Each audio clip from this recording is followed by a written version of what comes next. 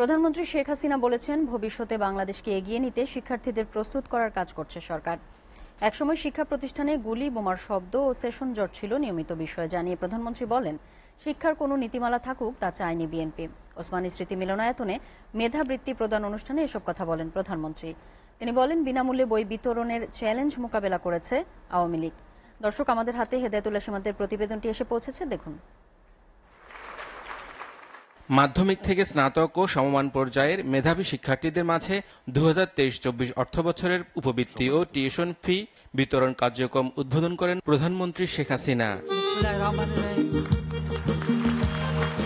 রাজধানীর ওসমানী স্মৃতি মিলনায়তনে শিক্ষা মন্ত্রণালয় আয়োজিত অনুষ্ঠানে একই সাথে বঙ্গবন্ধু সৃজনশীল মেধা অন্বেষণের 15 জন সেরা মেধাবী শিক্ষার্থীর হাতে সনদ ও 2 লাখ টাকার চেক তুলে দেন প্রধানমন্ত্রী। বক্তব্যে প্রধানমন্ত্রী বলেন, আনন্দমুখর শিক্ষা ব্যবস্থা প্রণয়ন করতে চায় সরকার। দেশের স্বার্থে সব ধরনের সিদ্ধান্ত নিতে হবে বলেও জানান প্রধানমন্ত্রী। নিজের উপর বিশ্বাস থাকতে হবে, আর দেশের দায়িত্ব যখন নেবে, দেশের জন্য কোনটা ভালো সেটা নিজের চিন্তা থেকে আসতে হবে। আর কেউ একটু সমালোচনা করলেই অমনি সেটার জন্য ভীত হয়ে যেতে হবে, আমি এটা বিশ্বাস করি না।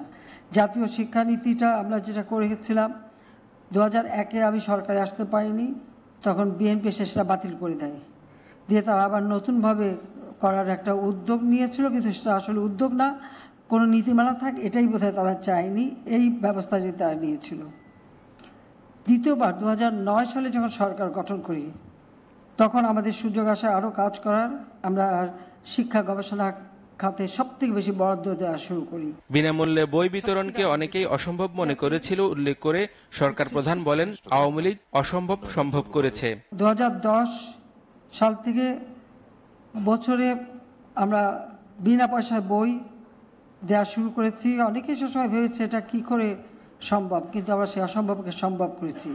সেই 2010 থেকে 2024 এ পর্যন্ত 464,74,29,883 কপি পাঠ্যপুস্তক বিনামূল্যে আমরা বিতরণ করেছি। প্রধানমন্ত্রী বলেন, আওয়ামী লীগ সরকার ক্ষমতায় ফিরে শিক্ষা প্রতিষ্ঠানে সুষ্ঠু পরিবেশ ফিরিয়ে এনেছে।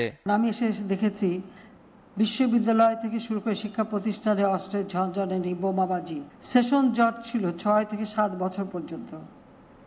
আর শিক্ষা পদ্ধতি সেই মান্ধাতার আমলের, যা আমরা অনেকগুলি পদক্ষেপ নেই।